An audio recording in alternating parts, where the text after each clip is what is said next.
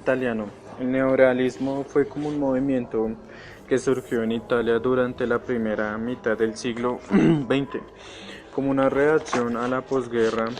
Tuvo como objetivo demostrar condiciones sociales más auténticas y humanas, alejándose del estilo histórico musical que impuso el fascismo a los autores que utilizaba frecuentemente actores no profesionales, al término que fue acuñado por el crítico Humberto Bárbaro, y la primera película que de este género fue como considerada en Roma, Ciudad Abierta de Robert Rollins. Eh, También fue en el neorrealismo, en la historia como fue conocido como el cine neorrealismo italiano, ha sido elevado el concepto al estilo artístico de la séptima arte de su origen. Se encuadra en los años inmediatamente los anteriores o posteriores al fin de la Segunda Guerra Mundial, que fue en 1939 y 1945. Movimiento o escuela. Pues si atendemos como el puro concepto cinematográfico, nos hallamos ante un tipo de cine desarrollado o una serie de dictadores y actores de forma de acción y colectiva, individuales como reacción declarada del régimen fascista del Mussolini, que en Italia sufrió desde 1922 a 1945. eh, y que incluye como el fusilamiento de el este norte de Italia mientras trata de huir a camuflado a los soldados neutrales en Suiza. Pues también en este caldo de cultivos sufrió como el llamado del cine italiano, que emprendió rumbos, estilos totalmente distintos y políticamente correctos en la época. También como no- también como el hegemonía fascista. No es un árbol del cine, solo es un fruto que junto al neorrealismo aparece como dos corrientes cinematográficas en el mismo denominador común, o la ocupación al cine. También como propagandísticos del régimen. La primera es como la llamada la corriente de los calígrafos, donde destacan como directores Alberto Latuada, Giacomo de Italia en 1943, y cuyo rasgo como la principal era de la adaptación de las obras literarias antiguas en medios audiovisuales. Corriente como muy gusto los primeros pasos cinematográfico italiano a la segunda línea del objetivo documental denominada por sus incondenada críticas objetivos oficiales, que llevó a cabo sin embargo más que percusión tuvo como el cine extranjero, que produjo menores largometrajes, es el realismo nuevo, como el neorealismo o como la dominación del nuevo concepto.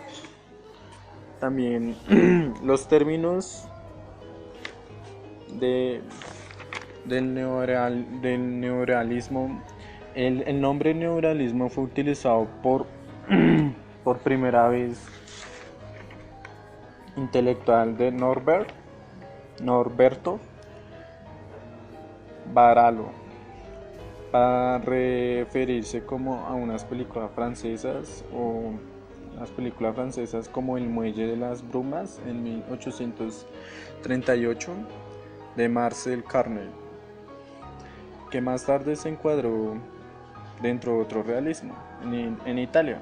El poético descripción de la realidad utiliza la sensibilidad de la propia poesía. No obstante, a quienes considerados como avanzados y aplicados el término neorealismo, neorealismo a la nueva corriente cinematográfica surgida en Italia de la posguerra. Fue como Humberto Bárbaro, crítico, el guionista del cine, que recuperó el término de Barolo, un artículo de la revista del Film en Roma. En 1943, Bárbaro analizaba un artículo al muelle de las brumas. Lo interesante es que sería como tarta la realidad del mismo de que se hace citada la película. Fue como un hallazgo casual que efectivo se dominó como el neorrealismo, porque se trataba de un nuevo realismo italiano. En este sentido, el maestro Visconti rechazaba absolutamente el prefijo, que tenía que ver como el realismo en la época saliente en Italia. También contrario que en otros países como Francia o la antigua Unión Soviética, en Italia se heredó la influencia de los grandes directores rusos como Pushkin y Existem, sino que apareció como el estilo estrictamente nacional, intransferible en Italia, así que cada una de sus obras se respira italianidad, tanto como el aspecto formal o como el temático. Parte de la historia del cine neorrealismo.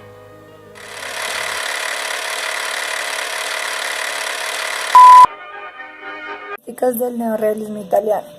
El contenido fue el más significativo elemento que permitió comprender el efecto de ruptura de los primeros largometrajes del nuevo movimiento. Es que en ellos se reflejó con total transparencia la Italia triste, en blanco y negro y hambrienta de la posguerra, la resistencia y los caídos en contienda. Sin embargo, esta temática no supuso una novedad en la historia del cine. La verdadera grandiosidad de este movimiento se refirió específicamente a su estilo. Algunos cineastas decidieron buscar la objetividad en sus historias y en muchos casos, a modo de documental, mostrar la realidad más auténtica. El cine italiano se propuso narrar la crónica de la cotidianidad de la Italia de posguerra. Adquirió así un compromiso social, dando testimonio de la realidad al mostrar lo que hasta ese momento se había ocultado. Desapareció la obligatoriedad del final feliz, propio de la industria americana. Se buscaba hacer pensar al espectador y hacerle consciente del entorno en el que vivía. Se forjó desde ese momento una relación nueva entre el público y el artista. El director era consciente de que podía ayudar a su país y de que el cine podía cambiar las cosas. Segundo, la técnica. Estas producciones, en cuanto a la puesta de escena y realización, estaban marcadas por la precariedad de recursos técnicos. Se propuso como un cine más austero, lo que no quiere decir lo mismo que pobre. La austeridad surgía tanto de las condiciones en que había que trabajar como de un propósito voluntario de mostrar las cosas como son. No se utilizaban los estudios de grabación, sino que se recurrió fundamentalmente a escenarios naturales sin ningún tipo de ambientación artificial, sin decorados, o mejor dicho, en un decorado auténtico, como las calles, casas, espacios públicos, etc. Se redujo la iluminación al mínimo. El estilo fotográfico era bastante rudo. Pocas veces se trabajaba con equipos de sonido, no se recogía sonido directo, sino que se realizaban los doblajes, lo que permitía mayor movilidad de la cámara. Se empezaron a ver movimientos de cámara en mano. Se buscaba reducir al mínimo la fragmentación de las tomas, recurriendo así a tomas de mayor duración, con el fin de mostrar una realidad más verosímil, es decir, las acciones sin corte respetando las normas de continuidad. Los actores.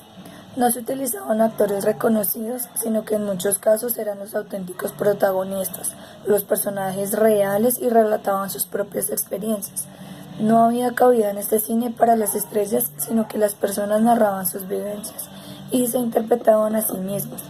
Protagonizaron estas obras las clases populares, los grupos marginales de la sociedad, que rara vez habían ocupado un lugar tan preeminente en cine. Aparecieron además dos nuevos tipos de personajes: la mujer y el niño. El sentimiento sobre la imagen. Los directores otorgaban mayor importancia a los sentimientos que a la composición icónica, pero sin despreciar esta. De igual manera, el guión tenía gran relevancia ya que se lo consideraba foco fundamental de expresión, por lo que el peso de los diálogos era elemento vital. Se solía utilizar el dialecto como forma de lenguaje más esencial y auténtico. El recurso de la improvisación. Este era un recurso indispensable, ya que para describir la realidad había que entender su naturaleza dinámica. Por ello no había rigidez, todo era flexible y cambiante. La posición moral. Es el alma mater que mejor definió este movimiento. Todas las cintas expresaban una figurante necesidad de sinceridad, de descripción cruda de la realidad y siempre con un fin didáctico a nivel moral. Muchos de los directores neorrealistas cercanos al Partido Comunista Italiano, que tantos fieles arrastró durante tantas décadas en Italia. El cine neorrealista tenía una serie de principios morales que seguían una línea de origen cristiano y el sentido de la protesta. Su objetivo era impulsar el séptimo arte no como una forma de entretenimiento, sino como método de crítica, como instrumento político.